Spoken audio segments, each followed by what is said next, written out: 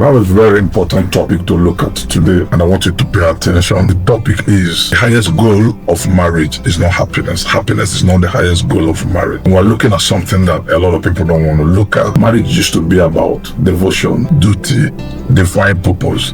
But all of a sudden, everything we have about marriage is about happiness, personal happiness, individual happiness, spousal happiness. I deserve to be happy has become more than being faithful to spouse, faithful to God, faithful to family, faithful to the community. Marriage used to be about faithfulness. But what we have today that is destroying marriage is the ideology of I deserve to be happy. So happiness is overhyped in marriage. Everybody who thinks they are not happy, they think immediately the marriage should end. And we don't know who defines this happiness, who defines unhappiness. What is the index for happiness? Do you have a happiness index? It's not like you are rich, I am not rich, so you can say how much money do you have? How do we measure happiness? Because some unhappiness is unfounded. So let's look at why I think that happiness is overhyped. When marriage started, everybody talked about being faithful to God. Marriage was more about God than about self. What we have today is that marriage has become all about self. Almost nothing about God. Nobody's thinking about God, pleasing God, doing the will of God. Everybody's talking about happiness, my happiness, how I deserve to be happy. Unfortunately, the same doctrine of I deserve to be happy is what is driving divorce. So because you deserve to be happy, you leave your marriage, you dissolve your marriage, and then you get married to a second person. And then again in that marriage, you think again you are not happy. So you deserve to be happy. So you go to a third marriage. And then in the third marriage again, you deserve to be happy. So you see people in their 40s who are in their fourth marriages. That's way 45 years, 4 marriages. That's ungodly. But that's where we are today. So what we are looking at is how did we get there? How did happily married become the mantra of marriage instead of faithfully married? I don't want you to understand me. Happiness is very, very important. We are not trying to downplay happiness. Happiness is very important. In fact, happiness is one of the finest fruits of marriage. But let's get it right. Happiness is not the foundation of marriage. Happiness is the fruit. We don't want happiness to be the halo. You know, halo. Like when we see those old pictures of saints or God, there's a halo on top of them. When happiness becomes the halo on top of marriage becomes hollow. What that means is every time you think there's no water in your glass, you start to feel, what's this glass for again? Glasses are for water. Happy marriage is for happiness. And now there's no glass. And there's no water in my glass. So maybe I should get rid of the glass. When there's happiness, marriage is allowed to continue. There's marriage. When there's happiness, originally what we used to have in our marriage vows is for better, for worse, in good, in health, in poverty. All those things, you know them. But today we just say, if there's no happiness, there should be no marriage. And that's what we're trying to address. Marriage is more than happiness. Marriage is the foundation. Happiness is the fruit of it. But today we have it the other way around. We have it upside down. So happiness is the foundation. Marriage is the fruit. And that's why we have problem. Marriage is supposed to be the foundation. Marriage is supposed to be the tree. The union, the two people being together is the foundation. The happiness that they produce, when they are faithful to each other, happiness is there. When they love each other, when they forgive each other, we see happiness. But today, happiness is the foundation. And happiness is a feeling. It's fleeting. It comes, it goes. Because happiness is a feeling. It's conditional.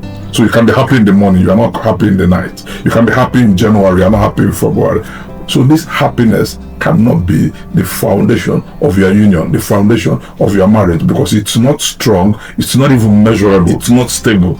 So the foundation of your marriage must be something that is stable, something that is founded, something that is even measurable. When happiness becomes the foundation, we have no marriage. And that brings us to the next point. Happiness is very relative. What makes one person happy could even make another person unhappy. For instance, somebody has a very well-paying job that keeps you very busy all day, all week, all month, all year. For one person, that could be the reason why they are happy. For another person, that could be the reason why they are unhappy. Happiness is a very relative term. Somebody could say, I am unhappy because I'm living in a 2-bedroom apartment. And another person is unhappy because he's living in a 4-bedroom apartment. Another person is unhappy because he's driving a Toyota instead of a BMW or a Mercedes. And another person is unhappy because He doesn't have the number of children that he wants to have, or he has too many children to feed. The woman is unhappy because he has too many children to feed. Another one is unhappy because he has too few children to feed. So we are looking at this abstruse, almost undefinable concept of happiness. Should we end marriages because of something as abstruse, something as indefinable as happiness? It's very relative. Somebody could say, I am happy because I can drink. Another person says, I am happy because I can do drugs. There are people that do marriages with drugs and they are happy. Some people are happy because they are allowed to drink alcohol in their marriage. If you say stop drinking alcohol in this marriage, they are not happy again. Some people are happy because of the vacations they take. Some people are happy because of infidelity, which is a very good reason to be unhappy if there's infidelity, if there's drug use.